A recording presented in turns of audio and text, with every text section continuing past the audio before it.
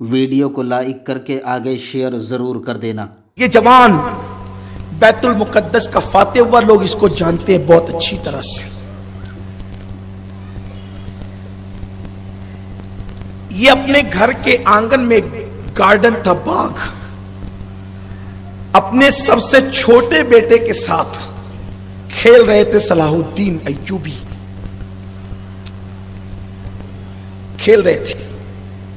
हमारे खेलकूद की ममानियत नहीं है। इस्लाम जितनी इंजॉय की इजाजत देता है, दुनिया का कोई मजहब इंजॉय की इजाजत इतनी नहीं देता। असल में इस्लाम के साथ क्या हादसा हुआ पता है? एक इस्लाम बेजार लोग जिन्होंने हद से ज्यादा आजादी चाहिए और वो इस्लाम से दूर हो गए, और एक है सो कार्ड मुत्तकी लोग, समझिए आप, ओवर मुत्तकी, मसनूई मुत्तकी, दिखावे के मुत्तकी।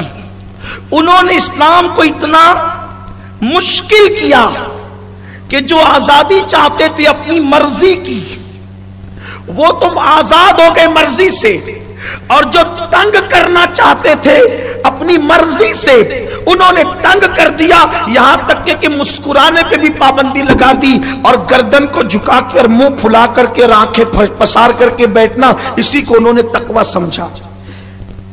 ये कोई तकवा नहीं है, दकियानुसियत है। तकवा गर्दन में नहीं है, तकवा तस्बीह में नहीं है, तकवा लंबी दाढ़ियों में नहीं है। सिर्फ तकवा होना, तकवा यहां है अगर दिल में खुदा की खशियत है और तेरा चेहरा हमेशा मुस्कुराता है तो तू मुत्तकी है, इसलिए कि हुजूर से ज्यादा मुस्कुराने वाला रूए जमीन पर किसी को नहीं देखा गया। मुस्कुराना तकवे के खिलाफ नहीं, खेलना भी तकवे के खिलाफ नहीं। कोई खेल जिसकी इस्लाम इजाजत देता हो तकवे के खिलाफ नहीं है।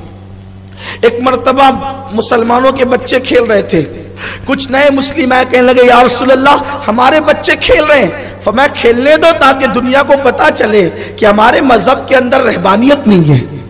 हम इबादत के वक्त इबादत करते हैं और खेल के वक्त जायज खेल की इजाजत भी देते हैं। तो हुजूर अलैहि सलाम ने खुद कई ऐसे खेल इख्तियार फरमाए, जैसे कि तैराकी करना। हुजूर अलैहि सलाम जब बचपन में मदीना मुनव्वरा गए थे अपनी अम्मी के साथ, तो मदीने के नन्हे नन्हे बच्चों के साथ 6 साल की उम्र में कुएं में हुजूर तैराकी फरमाते थे। फिर उसके बाद तीरंदाजी, कुश्ती, ये सब खेल थे उस दौर के जो जिस्म को मजबूत करते थे। अब तो जिस्म को मजबूत करने वाले खेल ही नहीं रह गए, अब तो रूह को कमजोर करने वाले खेल ईजाद हो गए। तो बहरहाल मैं ये कह रहा था कि इंजॉय की इजाजत इस्लाम जितनी देता उतना कोई मजहब नहीं देता। औरों के यहां हंस नहीं सकते, हमारे यहां तो मुस्कुराना भी सदका है। मुझे पता है कि सर्दी का मौसम है, लेकिन ये बात कह रहा हूं कि मुस्कुराना भी। अब मैं ये आपको नहीं कहूंगा कि आप सुभान अल्लाह इसको कहें, इसलिए कि सुभान अल्लाह कहना भी सदका है। सुभान अल्लाह। अब जरा मैं आपको देख के मुस्कुरा दूं, आप भी मुझे देख के मुस्कुरा दे, ताकि मुझे भी सदके का और आपको भी सदके का सवाब मिल जाए। सुभान अल्लाह। इसका मतलब हमेशा मुस्कुराते रहें। मुंह बिगाड़ कर रहना मोमिन की शान नहीं है। होठों पे तबस्सुम रखना ये ईमान वालों की शान है और मेरे नबी की शान है, जिसकी तस्कीन से रोते हुए हंस पड़े, उस तबस्सुम की आदत पे लाखों सलाम। सुभान अल्लाह, सुभान अल्लाह। बात दूर निकल गई। हुजूर की जो महफिल होती थी ना, उसमें इतनी आजादी थी कि जमाने जाहिलियत के वाकयात भी बताए जाते थे, तो उसमें हंसी मजाक भी हो जाती थी। जमाने जाहिलियत के शोरा के अशआर भी पढ़े जाते थे। ये इस्लाम है, यानी कि एक अंजुमन के अंदर हर चीज थी। वहां आखिरत की फिक्र में रोना भी होता था, और वहां कभी कभी हंसना भी होता था, मुस्कुराना भी होता था। ये सब चीजें होती थी।